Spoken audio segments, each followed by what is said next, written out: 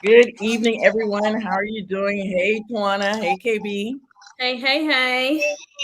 I'm so glad y'all are joining us tonight. KB is a mover and a shaker, and she still joined us tonight, so I appreciate it. And I don't think this is gonna be a long one. I think this is gonna be quick because the Tanksleys, they're a lot of fun. Yes. And they love to have a good time. So, okay, Tawana, what did you think about this episode with the Tanksleys, the marriage be You know, hard? I Go ahead. always love to see the four of them together because, like you said, it's a good time. They just sit back and just talk like they've been friends for years. Like, I feel like they are my cousins in my head. I mean, it's just always a good time. It's true. It's I feel always like a good AB time is with my them. cousin in my head. I just Yes, don't. So yes, the Tanks, they're now content creators, but Marcus is an engineer, and Angel, she's an actress. Angel Lakita Moore Tanksley, the actress, singer, content creator, stand-up comedian. She does all the things. But one thing I love about them is, and about Kevin Melissa, is they were married in Kentucky, and then they moved to LA to be entertainers. They started their foundation where they're from, and I think that is so important. Being from California and being living in LA, it is nowhere hmm to start the relationship. And like I also like the Ellises, Deval and Kadeem, they were from New York and then they moved and now they're in entertainment. So they have that yeah, foundation, that marriage foundation. So that's one of the reasons why I love them. And then also they tease each other. You know that is like true love. You understand what I'm saying? I just get that feeling from them. So yeah, they're great. yeah. I like them. I love the Tanksleys. Yes, absolutely, absolutely. Stay tuned. Reviews, and so that's one of the reasons why I love them. I do feel like Angel's like my cousin in my head, or one of hmm like my sister in my head. Um, Yeah. uh, what did you think about this episode, KB? I liked it, and I think we talked about a little bit about this before. That every time they get together, it's a different conversation, right? Yes. Um, Right. and and I really like that. I like that. We got to know honestly more about Marcus. I feel like because I think I know a lot about Angel just from watching her because she's on camera more, and I think Yeah. Marcus is the one that's just now starting to get on camera. Yeah. Exactly. Um, One thing that I just what KB was saying, it's so funny because now that he's doing his own stuff, one thing I love, and I'm going to start from the end and go backwards, is they always ask the same question: what would you tell your younger self, your younger married self? And he said, "Be hmm fearless." And that's the one I love. I would have definitely told the younger Crystal, be more fearless, because I've always wanted to do the entertainment thing and I did it, but just be more fearless. And you can still be in a relationship and still be fearless and still go after what you want. Um, hmm you may be broke, maybe you may be broke longer, but it's that fearless that just you still will see more of the world and you still will do the things you really want to do. Yeah. hmm So what would you guys tell your younger selves, what would you tell your younger self, KB? Miss Lawyer? Yeah. No, so I actually thought about this recently, and I'll tell you the context of it. I actually went to a private school, and one of my friends on Facebook was asking because his daughter is now in private school and she transferred, and he was asking, Black women specifically, what was it like growing up in private school? And I would tell my younger self, trust your own instincts, Hmm. because I feel like because I transferred in the private school system, especially like for me, I went to Christian school. A lot of people went to school with each other from kindergarten through 12th grade. Yeah. And I transferred mid high school. And so I wasn't in the clique. And so I feel like I didn't have that group think mentality. And so I was always by myself, but then also people like, because I don't group think, I kind of question whether or not I'm doing the right thing. Right. And I feel like, no, you are, like, trust your instincts, because a lot of things might seem right in the moment, but a lot of times people don't see like the 5 year ahead or whatever. So Right. I would tell my younger self to trust my own instincts. I would definitely tell my younger self to trust my own instincts, especially in relationships. What would you tell your younger self, Tawana, and your younger married self? Let's see, my younger self. Listen to your mother. She knows what she's talking about. I listened to my mom, would have saved me a lot of heartache, you know. Younger married self, communication. Mm. You know, it's a constant work in progress, you know, right? Because you know how you communicate with your friends, but now you have a partner that you have to communicate with better because you know you guys are going for the same common goal is Right. to stay together, be committed to one another, and just communicate. No matter how mad you get or you don't want to hear it, but you know, you still need to talk. Yeah. Keep that communication going. That's huge. Yeah, I agree with that. I want to go back down to something that they were talking about, and I want to ask. I'm going to ask Tawana first, but do you ever feel like you could say something to your kids, or that you would tell your kids something, and then they don't get it or they don't do it, and then when they hear from their friends or from somebody else, All and the time. they Girl, I got a quick story. I was on the phone with my daughter the other day, and she was saying how she was speaking with I guess like her supervisor or her hall director because she's an RA. So you know they have these meetings, I guess, like where you can what do you call them? Like an evaluation, Mhm. right? So, you know, saying that she's doing a great job, you know, complimenting her on her creativity when it comes to um, coming up with different programs, you know, for the dorms and everything. And she was like, "Oh, you know, I have a lot more." And he's like, "Oh, okay, I'd be interested in hearing about them." And he was like, "Well, what specifically would you want to target, or like what are the next programs that you have in mind?" She was like, "If anything, I think we still need to talk about sex education." She said, he was like, "Oh, why?" She said, "You know, I don't know if this is a new thing or something that's been going on, but there's a lot of orgies going on in here." He was like, "What?" She was like, "Yeah, yeah. So we need to talk more about sex education, you know, people and, you know, STIs and everything like that." So he was like blown away, like, wow. So then he was just asking her, "Okay, so what goals do you have in mind for yourself?" And she was saying that, you know, I'm thinking about summer internships, but you know, this is my first time ever living outside of New Jersey.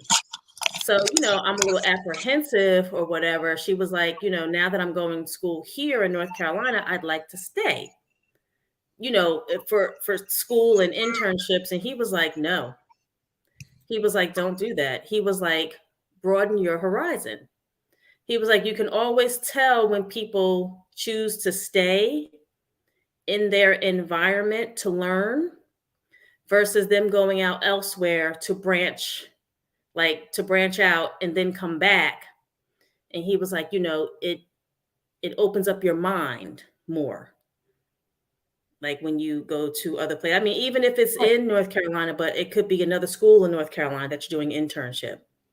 Because there were some other ones that she was seeing that were like, she was like, I don't want to go to Missouri.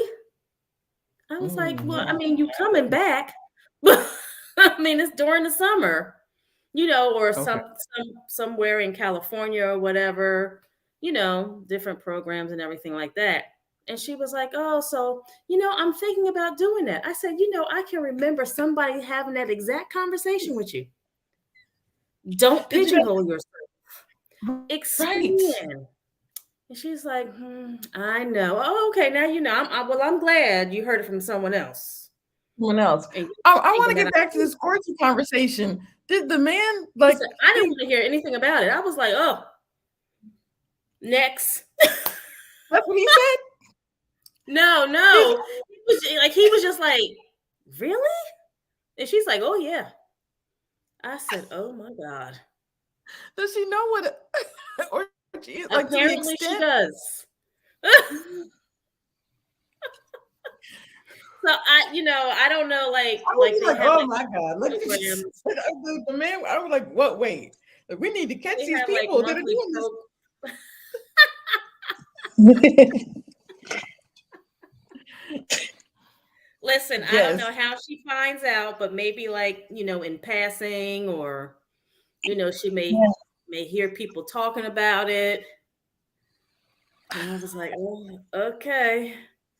The people are having orgies. And then, oh gosh, poor Asha. She's like, what am I privy to? What is happening? What did I get myself into, right? Exactly. No, girl, go broaden your horizons, get out, listen to and honestly, because that used to be me too. Just would not listen when one person tells me, then I'm like, okay, well, maybe I should think about this. But now after the fifth person, maybe like you just said, I should have listened to my mother or something like that. But it was funny during the Tanksleys how when you have your spouse talking about it, or when you have somebody that you truly trust that tells you something that, and they have your best interest, you don't do it, or you don't want to listen.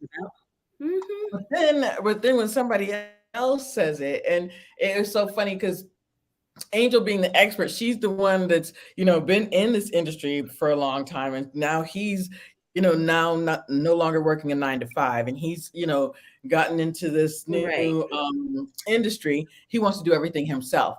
I get that. I'm definitely, and Tawana knows, I'm definitely somebody that I'll figure it out. I'll figure it out. I don't want to ask right away. I'll figure it out. And she's like, if you please just let me help you. Just let me help you. I'm trying to save you some time.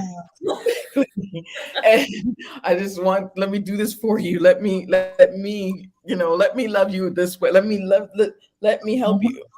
And their conversations, although fun, and you can see the love there. I'm just like, wow. And Melissa, like, they've told this story several times that about her just wanting to go through this process and take 3 days to do something. But Kim's like, if you would just let me, it'll take 6 seconds to let me help you. Have you ever done that, KB? Have you ever been through a situation just like, no, I'll figure it out myself. I'll do it myself. So I'm usually the person that wants to help the other person, but I get when people don't want to hear me, right? So I feel like a lot of times, even with men, like both in relationships and at work, where I'm like, I don't know if I need to get a man to say what I'm saying in a deeper voice, but like at some point you have to understand that this is just the truth and like this is the facts. But I feel like, that happens a lot. Like even last week when we were talking about working with your spouse, which is what happens here, or working with your partner, I just feel like, like this is wrong and this is the right way. I get that you're not going to hear it from me. So maybe I'll get your friend to say what I just said, but like either way, like it's the truth. Yeah. And you're right though. Because I'm that way too. I get so annoyed when I do know something and you won't let me help you. I know what I'm talking about sometimes. Yeah, I know what I'm talking about. You know what? I'll just go back away. I'm just going to let it. So I have truly learned to be more like Angel's. Like, I'm just going to give him 3 weeks, or I'm just going to let it, and I said, you know what? I'm just going to step back. and let them figure it out. But it's hard to do sometimes when you're the one that's usually wanting to Yeah. help. Yeah. No, I mean, and I feel like it happens in relationships. For me, it happens at work too. So at my firm, everyone has like a ranking based on how far out from law school you are. Mhm. And I will truly be like, I don't care. Like, I will go to a partner and be like, this person isn't hearing me because I'm this rank and they're this rank. But either way, like, let's avoid this malpractice lawsuit. So like, either way, like if you say it or I say it, it needs to be said. Yeah. But KB, how has that worked out for you? Have they been like kind of giving you pushback because you don't have the longevity or the, what do you call it, the tenure? Oh, some people. So yeah, I'm in a weird spot at work where it's Because not you're also a weird Black bad. woman too. Yeah, but yeah, I'm not weird bad. I'm weird good in that situation because I made a lot of money for my firm in my time at the firm, and I am very close to a member of the board of directors at the firm. And so where people, it's one of those F around and find out type of things. Because it's like once people realize like, oh, I'm gonna boss her. Because I've had people that are like, I'm a senior managing associate and she's an associate. And then they realize like, oh, somebody from the board is calling me. And it's like, yeah. Like, so your boss's boss's boss's boss is the one that's calling you because you mess with the person that brought in money. Yes. Mm-hmm. I understand. So you're in a weird spot, whereas even though you may not have that tenure that other person has, you've made money for the firm and they trust you and they will back you. Certain And people, you're the right smart. person. Go Yeah. ahead, Yeah. Tawana. What were you saying? No, I'm just saying, and you're smart.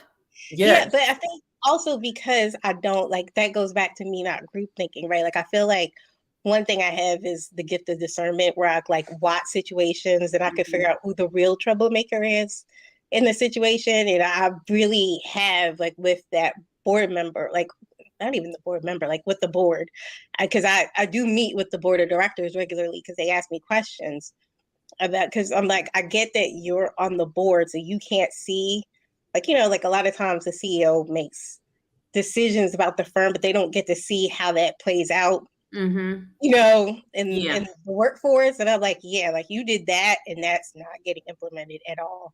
Or like it doesn't come off the way that you think it's gonna come off. And like this, and I'm like, this is tone deaf and like, and I'll just say it where a lot of people won't. So yeah, so like I really do have a lot of favor with the board. Nice. I feel like that not having that group think has helped you immensely. Yeah. Because a lot of people, and Melissa was talking about this as well, being the going through emotional focused therapy, and other people there's cognitive therapy, there's different types of therapy, but when you have the type of emotional like very close to your emotions, that's and the type of career you're in would be kind of not hurtful, but not beneficial. It's more beneficial for you not to have that group think and be like, this is what we need to do, and just focused on the job at hand. Whereas if you're more emotionally or work for, or well, it's tenure, I have to push back because that person's been here longer and I have to be, bide my time, and that doesn't help, or that doesn't work for the greater good, like getting the job done. And yeah. And also that. Okay. I'm Go sorry. ahead. Yeah. No, I No, was I going was to say, gonna and that's how sometimes, go ahead. I know you finish. You finish, and I'll go. No, and sometimes we as women, we kind of like back down, or, previously, no, I don't, but like, oh, because that's a man talking, or that's my supervisor, that's my whatever. And I have to play it a certain way because I'm a woman or I'm a Black woman. That we speak up more, and you have that opportunity to speak up more. So go ahead. What were you gonna say? I was gonna say, for me, I think I just like they kind of brought this up too in this episode where, and I will say both Melissa and Angel are cancers like myself, Yes. but it's like where you're kind of like, what is the end goal here, right? Like, Mhm. what? So if the egg, and that's how I look at my job. Like, if the end goal is winning a case, I can take my ego out of it. Like, you could do whatever, just as long as it gets done correctly. Like, if I see what you're Right. doing isn't going to win the case, then don't do it. Yeah, and I don't care who tells you, but it's like you just can't do that. Yeah, what is the end goal? What's the best result? And hmm. And if you're somebody like, so Melissa is with somebody like Kev, who's like, no, my way is the right way, and that's it. And he's just been doing this for years.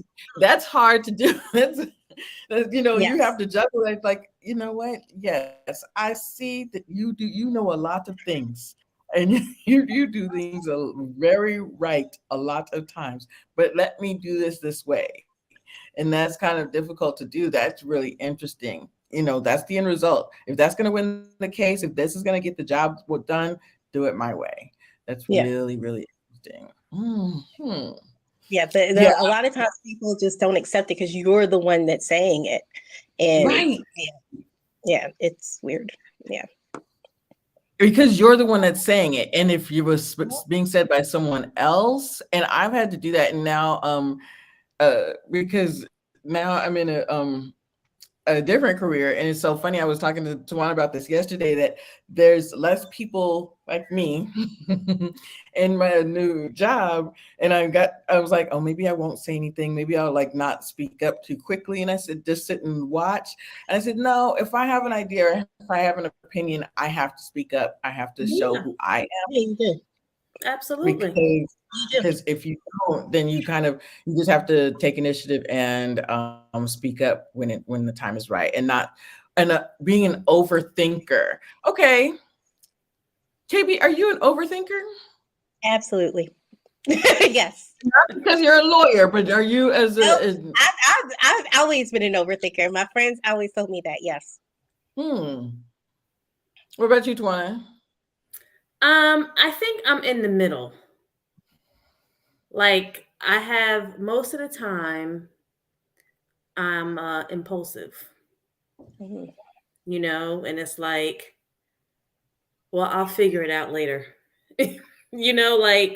Like who was I was talking to my mother, and I was saying that, you know, if I'm jumping out of an airplane, I'm not going to wait for the person that I'm supposed to jump with.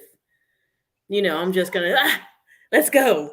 And then as I'm falling, okay, now I see the trees. Now if I hit this limb, bounce and hit that one, and I can grab on, I'm figuring it out as it goes along. That's me most days. Some days, I can be an overthinker. Yeah. So I'm in the middle. I'm like Kev. I'm a Taurus. Right, I'm not. Okay. I'm an Aries, and what's funny is I've become an overthinker in certain situations now that I'm older. But I'm definitely that risk taker, and I'm definitely, if I'm falling out of the airplane, I'm just like, listen, just tell me when to pull. Like, supposed to count to 20, then pull. All right, cool. I'm good. Let me go. I'm And that's headed it. for the door, and that's just let me know what I'm supposed to do. Okay, I'm good. I'm gone.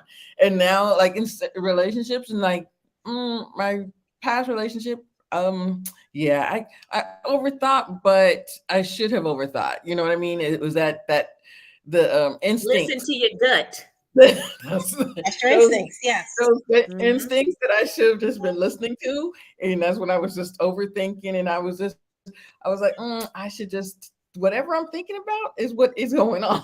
And so, yes, I think I'm an overthinker, and definitely in certain situations, but I'm definitely that person. I'm definitely in certain situations, I'm an overthinker, or I'm in the middle, but I'm also that risk taker. Just get up and go. You know what, Tawana, when you moved during the pandemic, didn't you?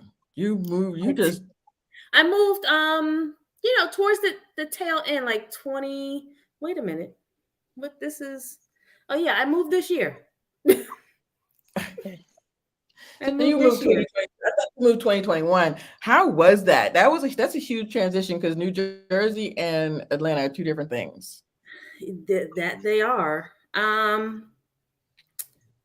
You know, to a lot of people on the outside looking at me, may have thought that my decision was very impulsive and, you know, it wasn't planned out. But, I had planned it out, had gotten the U-Haul and whatever I needed and, you know, so to a lot of my friends, it just seemed like it was impulsive. Like, "Oh my god, what happened? What'd you do? What went wrong?" And it's like, "I'm leaving." My daughter's graduated high school. Goodbye. So, I mean, it was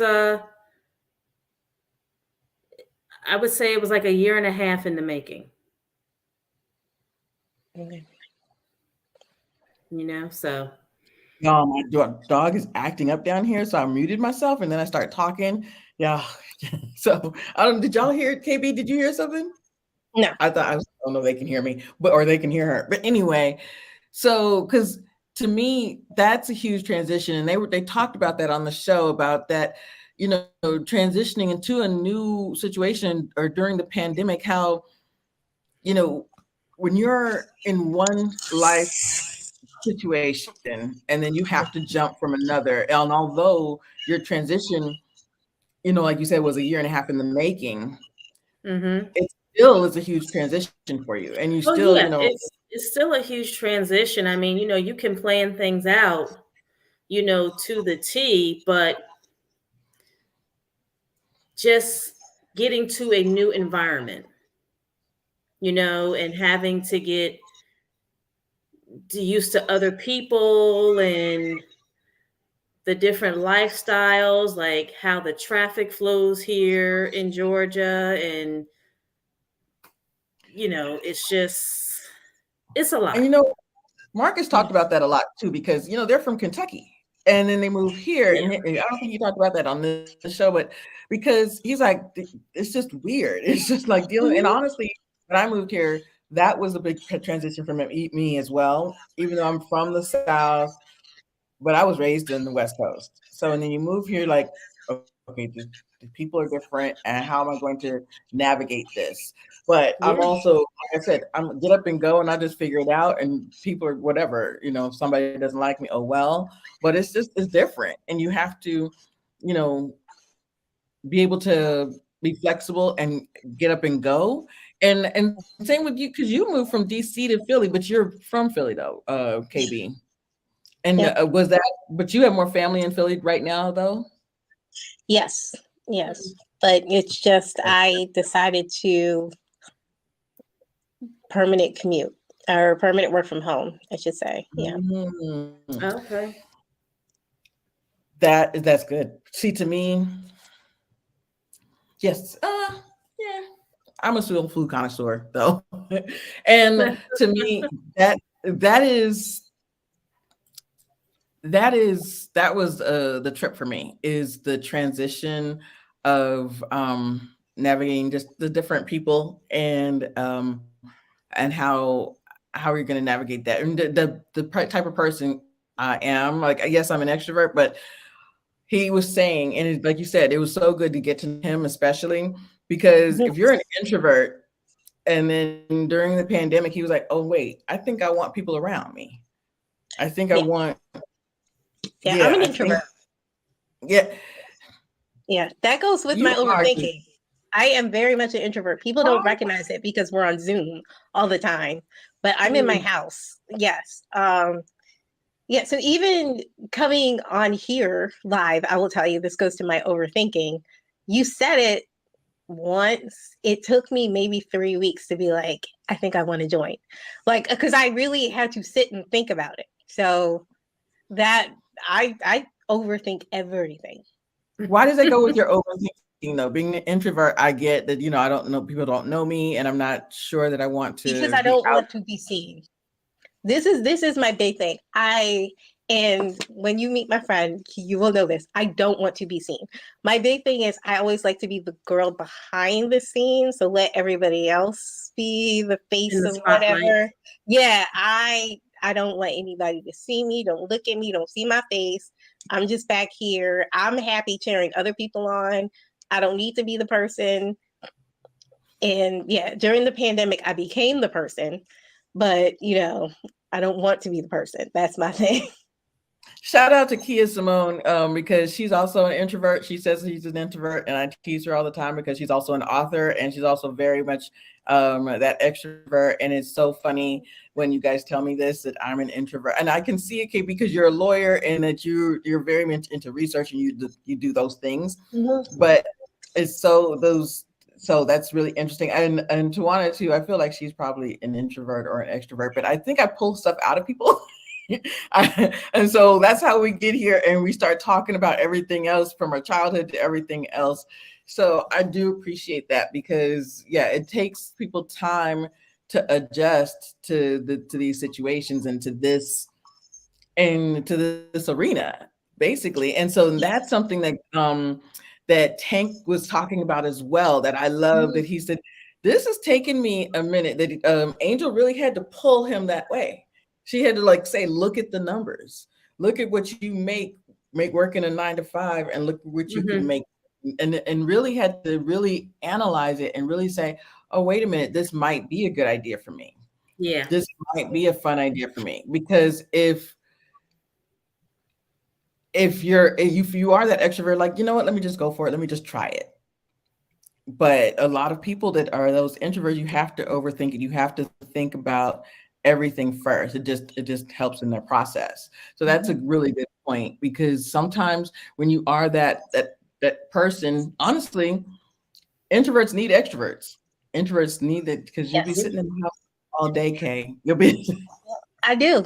No, but I do sometimes. I really do sit in the house all day, and people see me. This is why people don't recognize, because they see me on Zoom, and I'm like, because I've been at home all day. But when I'm around people, I need to leave. There comes a point where I'm like, this is too much people, and you guys need to leave, and I need to be alone now. My social battery is declining. Yes. Yes. Mm-hmm. Yes, it really does. Yeah. My daughter. So during the pandemic, did you need to be around people?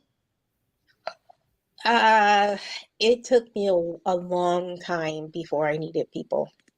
So before the pandemic, I actually didn't like going into work, and I was actually taking medicine for anxiety. I did not like going physically into work, right?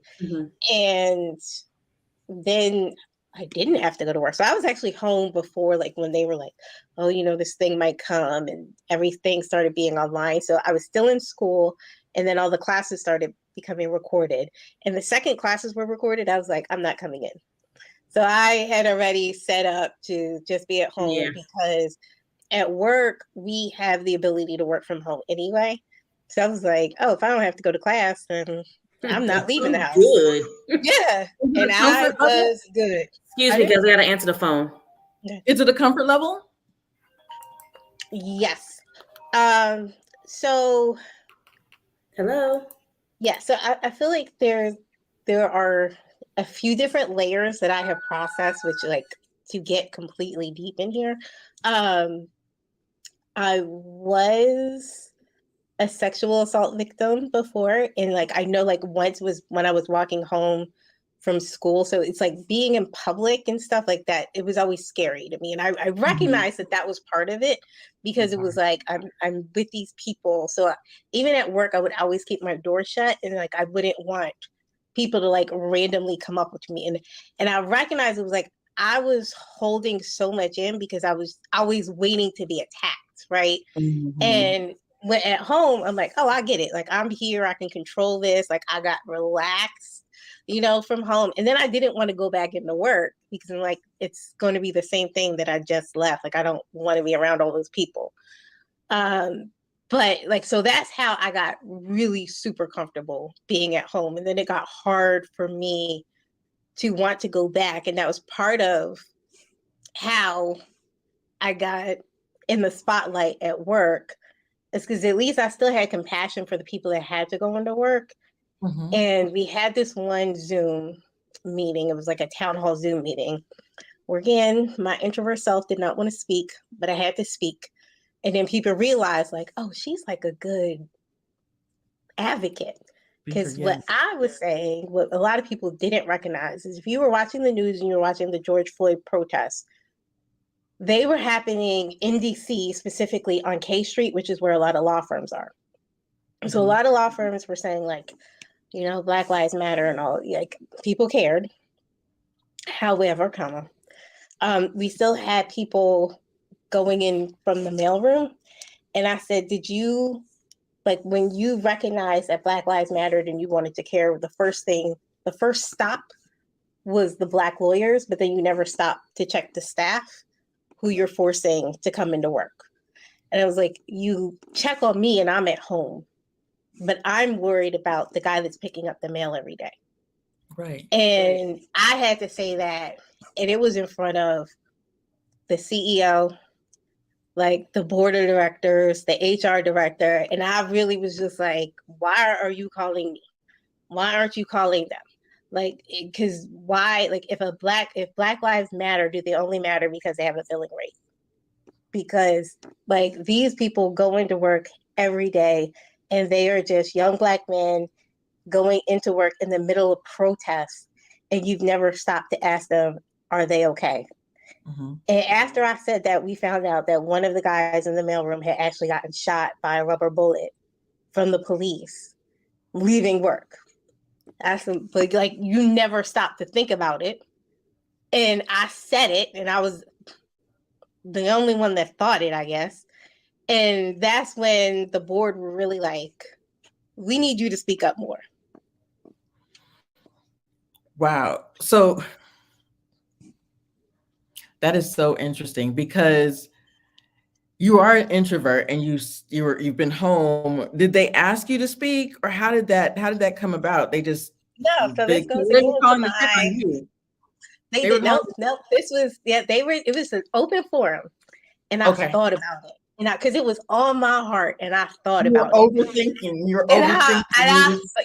I was like, somebody's got to say it. And I really planned it out because I knew I had to speak before another Black person spoke. Because I know specifically there's this one older Black partner at my firm who has been through the Jim Crow South. Like he's just been through it. Like, so growing up, he wasn't allowed to like swim in like the swimming pool. Like he's been through it. So to him, this is better. Right. Mm-hmm. And I was like, if he speaks first, they're going to think everything is okay. But I have to speak first. So I like, and this is me like planning this out. Like, oh, we're going to have this meeting in a week. I got to say it. Like, you know, and I'm like thinking it. And then it happened. And I just remember I just went and I said, you know, like I made the line. I was like, do Black Lives Matter? Does my life matter only because I have a billing rate? Do you only care about people that are bringing money? Because, and like, I just went but I thought about it, and it was like, at the end of it, the firm was like, you speak more. You need to speak more. And they even like changed my role because I wasn't always a litigator. I was actually a transactional lawyer that, you know, filled out forms and got patents for people. And they're like, nope, you're a litigator. Because you see how much your word sounds had power. And because you're so pulled in and didn't speak, and I understand what, like you said, you were a victim of an assault, so that really that added to how much of that you weren't just an introvert, you were an introvert because of that happening to you. It was not just because, I'm sure you were an introvert as well, and then that happened to you, so now you're like, I'm gonna sit here behind my door, and it's protection. You don't know or trust these people. The person that you're trusting could be somebody that attacks you. You know, you don't know that. So, but that one thing that you said that really affected everyone, and now they've changed your role, and you have the power. And sometimes we don't know the power we have. Yeah, and that's huge that you just realize that although you said, I'm going to think about it, I have to speak, and you really analyzed it too. You said, I have to speak before he speaks.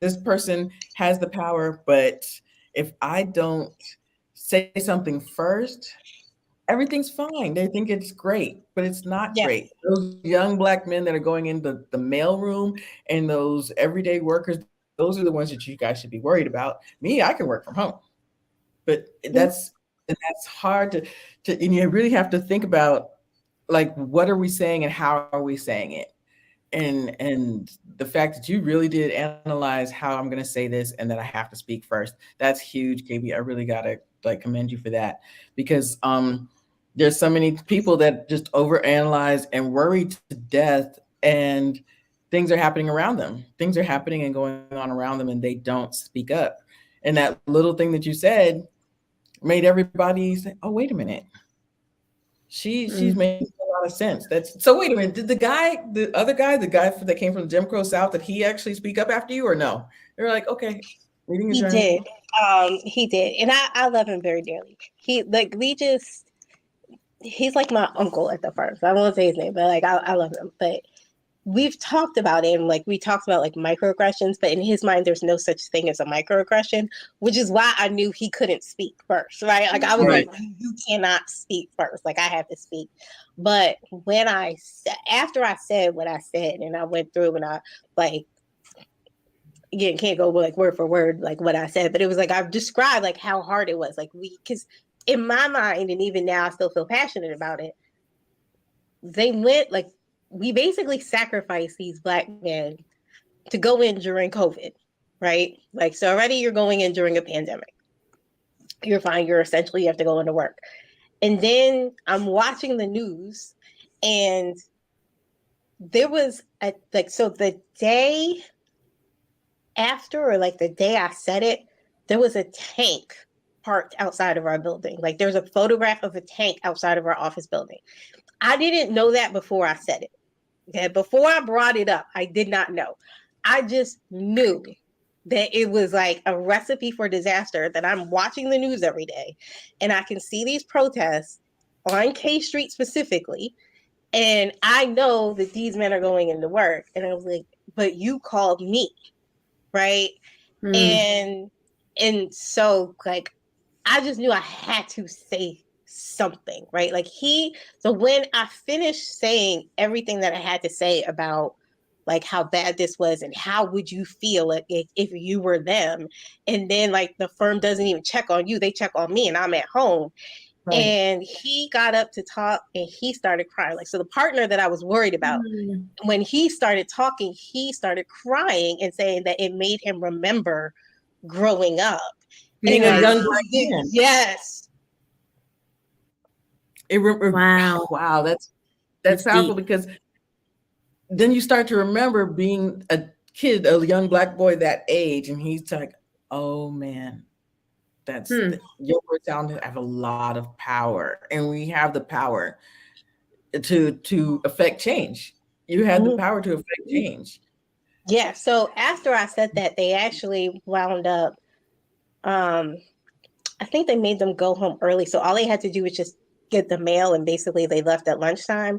And then we had to rely on the New York office for our supplies, because they were like, yeah, the protest like right in front of our office is not safe for them. I'm sorry, was this while you were in DC or here in Philly? There in Philly? Well, in DC. So I still work out of the DC office. I just okay. You're just home. Yeah. Okay.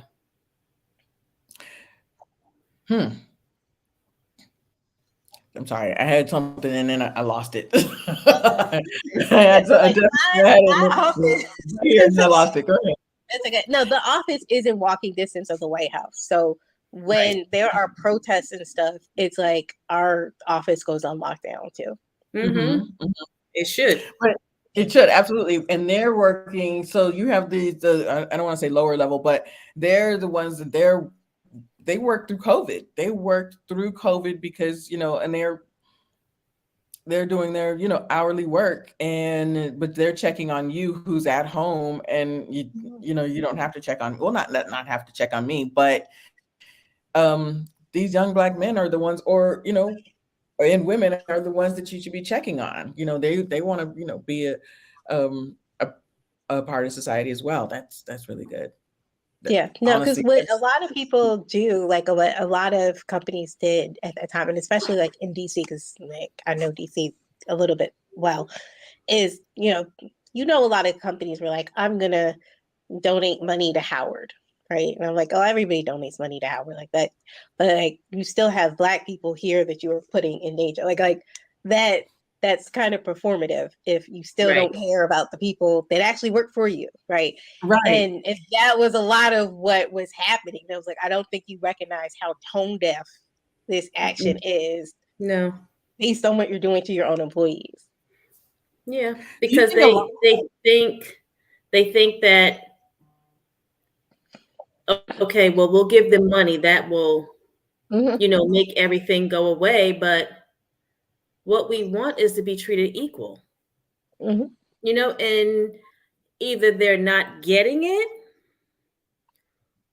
and they think that we're being treated equal, and it's not. Like they're not listening. Yeah.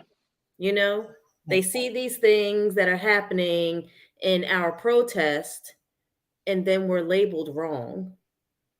We're protesting because we want equality, and that's all it's ever been about. Mm-hmm. Equality. I'm sorry, go And ahead. no. It's so interesting. You were talking about the microaggressions, and I feel like people don't even recognize the microaggressions still at all. And I think that's huge as well. That there's so many microaggressions that are happening, and that because that's been of course Black, and with the overt racism is what they're seeing, or oh well we'll just like we care, we're donating to Howard, or the big Yeah. that's not what we're saying. That there's so many Right. things that you guys have to pay attention to, and I just appreciate the fact that you made them pay attention to something that they didn't even consider. And that's, to me, it would make total sense that you just would consider the everyone, not just the people that are, like you said, the money makers, the ones that are making money for you. Mm-hmm. Right. Interesting. That's interesting. That's wow, that's really good. And one of the last things I wanted to talk about is it's so funny because Melissa was saying, when you want to look at something, when you want to these last couple of years, it's been a lot, right? We've looked at we've seen a lot of the sad stuff happening around us, and we can't even get around it. We can't even get around it. And it's something that she was like, I wanted to take a deep dive into Dave Chappelle. I was looking, and instead of doing that, she watched the Andre Brower miniseries back to back to back. I literally haven't even watched it because I know what it's about,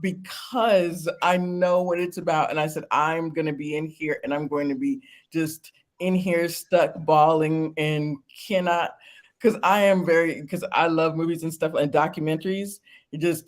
I will just be in here bawling for 2 days. And have y'all ever done that, where, and we're going to end on something fun, because let me look for a comedy, and then you sit there and you're like, oh, let me watch this documentary on this man that Mm-hmm. go ahead, Tawana, because I've done that, where it was Yeah. like I have to prepare myself to see when they see us. I have to prepare myself to watch the documentary, and I look, and I'll take a deep dive into the back. When they see us, I couldn't even watch the whole thing. Oh, I couldn't watch the whole thing because I remember when it was happening. I do too. I remember it, and now to get some insight of what was going on, like in the police station, and how they were questioning those young boys and basically scaring them into admitting to something that they didn't do. Right. And then to have Donald Trump offering reward I money. think you're thinking about the exonerated 5. Exonerated 5, yes. But Yeah. I actually did that too when they see it. Oh, you watched that? No. But what I did was, and same thing what Melissa did with the Andre Brower thing. And what I did was, I saw the movie, but before I saw the movie, I literally took a deep dive into the documentary, and then I saw their interviews, and then I did this whole thing. I actually watched the the real guy, I watched his confession. I did that whole thing. I am definitely like her. Well, I was like, I can't. I just consumed it. I consumed it, and then I said, how do people do this? If you're looking for a comedy, and you go and you take a deep dive into the most depressing and sad stories about what's happened to us in the past. Have y'all, so, and Tawana, you've done that before. Have you done that before, KB? Sitting in your house, KB, I really hope you've not done that. Nope. Nope, not at all. Nope. I know It's comedy on my mind. Comedy is what I'm going to see. Yeah, I know myself too well. I will not do it. I haven't watched the movie about the Exonerated Five. I haven't watched Khalifa. Like, I know the stories.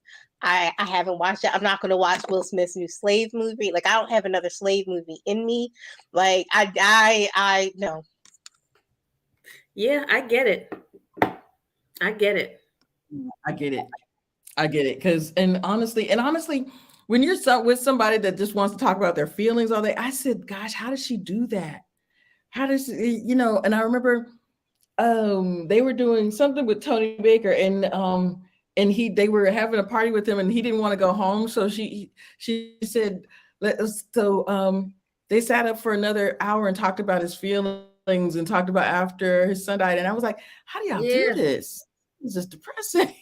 Well, I mean, you want to be there for your friends. Absolutely. And help them out any way that you can. And if by helping them is you sitting there listening to them talk about their feelings or whatever, I mean, that's what you do. You know what's funny? And I think that, some people, that's also therapeutic for them.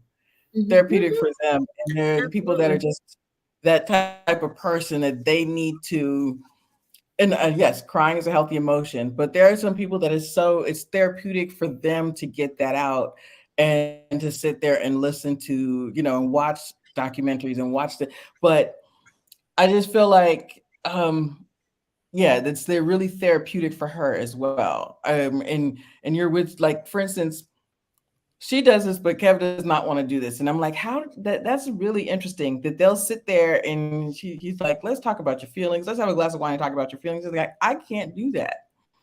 And I really love their balance. Go ahead. What were you going to say, Tawana? No, I said most men don't want to talk about their feelings. No. As a matter of fact, that's what Tank was saying. He's like, I can't do this. Because I'm the type of person, if I get mad, or if I get, I'm like, let me get it out right now, get it all out, and then I'm done. I used to be like that, but now, and he's like, I can't do this. I want to know, because KB, you're a Cancer too. Because Tank was like, how do we do this when we're just like, oh, let's talk about our feelings? He's like, I can't. That's draining, energy draining. And I really feel like Melissa's like, that can drain your energy. Do you need to, like, replenish? Is that maybe that talks to the introvert in you, though? Like just talking about my feelings? And then having to work after that. So I can talk about my feelings to people that I feel safe with. But not with everyone. And I think for me too, like, even in relationships, right? When I feel angry or whatever emotion that is not happy, I think a lot. And so I have to think, like, is my end goal to work through this, or are we breaking up? And I have to go, like, backwards. Like, I want to work through this. Okay, if I want to work through this, it has to be said in a way that it's going to get, like, understood. If it has to get understood, okay, like this is how I want to say it. Now, if somebody hears this, how does it sound to the ear? And, like, that's how I kind of, like, go backwards like that. But, like, if my goal is breaking up, then it just gets said. It's over. Yeah. Good day, sir. But I go with the end goal. Like, what's the end goal? Is it working it out or breaking up? Breaking up? Here you go. Straight no chaser. Wow, this is what baby, you analyze it like that? I really do. I told you I'm an overthinker. And you are in the right career. Woo. Because to me, I would be like, because honestly, I love how Tank was like, I can't do this all at one time. I need to think about this. I need to because if you analyze it like that, and then you have to work the next day or that same day, that's a lot to take in. That's a lot to take on for one person. But so how long would it take you if you are like in an argument and you're like, my end goal is to break up. So, okay, I'm going to say this right away. But if I really like the person, I'm going to okay, let me analyze this for about an hour. Yeah, No no, if I like discussion. the person, it might take no, but I also say like we'll get back to this. Like we'll talk about this. And yeah, and it's funny because men, like when they hear like we need to talk about it or like we need to talk, they get fearful. But again, like because I've now worked back and I'm even at the point like, okay, are we gonna work this out? Like I'm good either. Like I saw this meme that somebody said the most dangerous person is the person that says it is what it is, and that's where I am right now in life. Like it is what like so if we break up, we break up. If we don't, we don't. Like it is what it is at this point. I'll still live. Basically, yeah, yeah. So yeah, but I need to say it in a way that it's clear, right? And that at the end, I will know that I communicated clearly. You heard me clearly. And you did with the information what you would, and it is what it is, whatever the result is. That is just me. So you would wait. So okay. I told you. Do you wait an hour though? I want to go back to this. No, a day. I need a day. You need a day? You need a full day. Okay. Okay. That's good.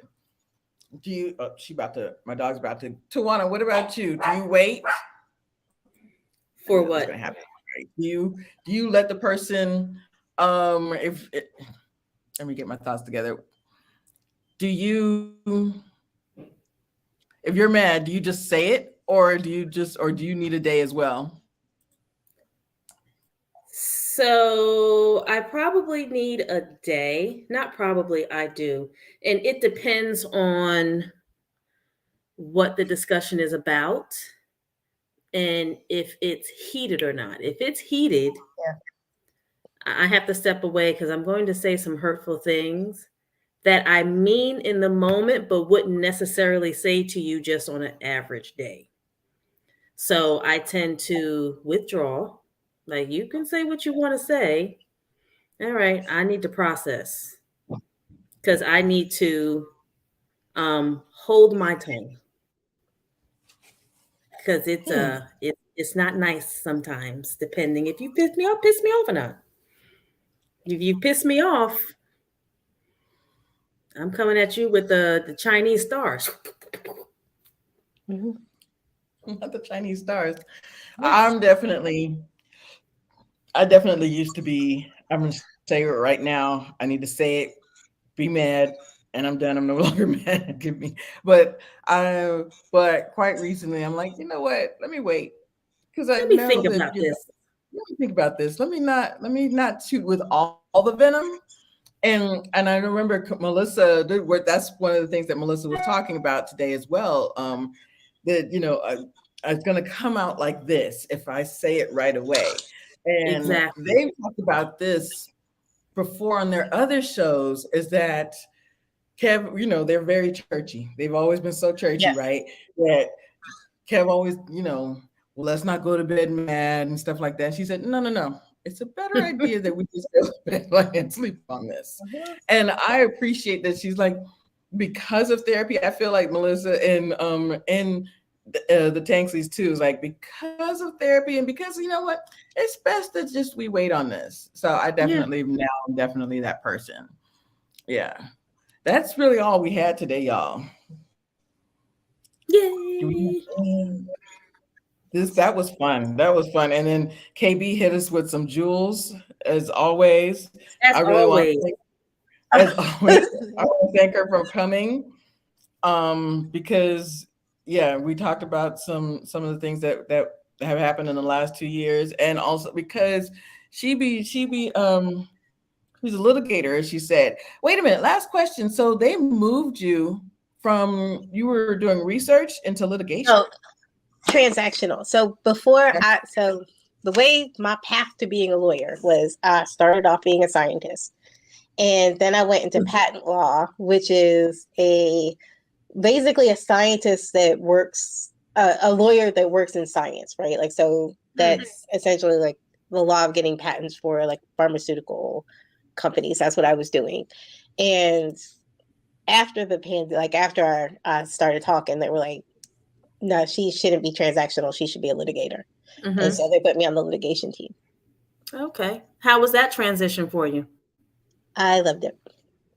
Okay. Yeah. So I actually really like the litigation team. It makes me feel like I switched jobs without switching companies. Because like the people are different, but I like the people more.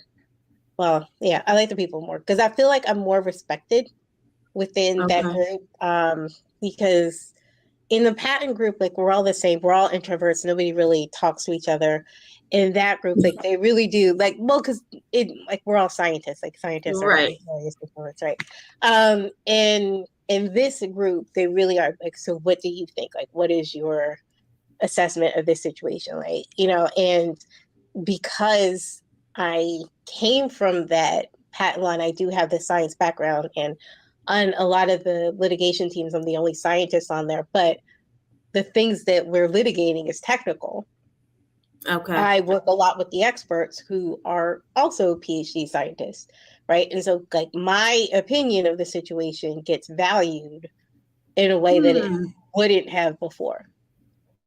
Nice. You know what's interesting about all of that you said? The fact that you spoke up that one time took you on a different journey, and that you really liked, because if you didn't speak up that one time, you would still be in transactional, that you would still be in that, and now you really like this, and you would have Yeah. never even taken a different path if, and just finding out something that you really enjoy, that you really like and enjoy, if you didn't speak up that one time. That's really interesting. Yeah, that's it. We're just gonna end it on that. That was great. I think that was great work. Good night, So what are y'all. we doing next time? Oh, next time, Tawana always picks. Tawana, do we want to do? Who was the last couple? Oh gosh, those the sweet couple. Lauren. Oh, and her, we and can her do Lauren husband. and Cameron. Yeah, Lauren and Cameron. Yes, thank you. I didn't Y'all, open you know that. what? I gotta rewatch them, but I actually like them. I think they're sweet. We can talk about some other things with Lauren and Cameron. The other couple, they're just like, they're just really not boring, but just really a sweet couple, and that's what I thought we were gonna have to go to. Who was the couple? The other couple? I thought that was it. No, It was we're just missing those one. 5. Okay, There was someone I else. think We did yes, Kurt and Tammy, Yeah. yes. Angel and Marcus, Spice and his wife, We're missing one. We're missing Gab and besides Lauren and Chance, Cameron. We're and we did missing. Erica and Warren Campbell. We're missing the Henrys. Oh, we do them already? Mm-mm, mm-mm. Oh, But that's okay. okay. That's okay. We'll do Okay. Lauren and Cameron. Yeah, we're doing Lauren and Cameron next week. Lauren and Cameron Okay. next week. That'll be fun to watch. Or that'll be fun. That'll be fun. Yeah, there'll be stuff to talk about with Lauren and Cameron. Okay, because there's this, because okay, so y'all, I watched the first season of Love is Blind, and I liked the first season of Love is Blind. I did not Yeah. watch season 2 and 3. I just couldn't. I did not like. I guess the season 3 must have been all of that, because everybody's talking about season 3, this season that just ended. Yeah. Have y'all seen it? I haven't. I I haven't I watched saw either. the first season. I saw the I first did. season. Yeah, I saw the So I first season. saw their journey, and so I thought that was, I liked for some reason I liked them, but other than that, and actually the whole season of the first season of Love is Blind was like, ooh, ooh, the Spanish girl that's she talked about the guy like to his face like this. I was like, ooh, that kind of. So yeah, the first season was Love is Blind. It's good, and I know KB totally is revolted against marriage. What do you call it? Married at first sight, and I kind of don't blame her. So. Oh my Let me God. know what if I should tackle Married at First Sight. It's coming in January again, and they're going to be in Memphis. They're going to be somewhere Memphis, I think, not New Orleans. I think it's Memphis. So let me know if you think I should tackle that again. I might put a post up asking, but yeah, this last season of in San Diego, I honestly was just watching it for nostalgia at the last because I was like, oh, just because I miss San Diego. Because oh It goodness, was a lot. it was a lot. It was a A lot. lot of So I'm nonsense. But seeing that's what I every can tackle. season of Married at First Sight, though. That's every season. Is a lot. Yeah, it's. I feel like this. I feel like this one and the season before was just straight foolishness. Or was it 3 seasons in a row? Okay. I feel like it's been the I- last 3 seasons. Yeah. Okay. It's just been the last 3 seasons in a row. Like, and I just started watching it during the pandemic, but just like the Paige and Chris season since then, I'm just like, oh Oh my God. God. Yeah. No, I think What? with Paige and Chris, they realized that they could get ratings if they started pairing Yep. people that, like essentially abusive, like, and Yeah. they just didn't stop. Yeah. And then I was like, why did it have to be all the Black couples? I just couldn't take it anymore. So I'm gonna see if I'm gonna do this next season. So, but next week it's Lauren and Cameron. So we'll definitely one more and we're gonna see if we'll do the Henrys. So okay, y'all, thank you so much. Thank you for joining me. Hi, everyone. Good night.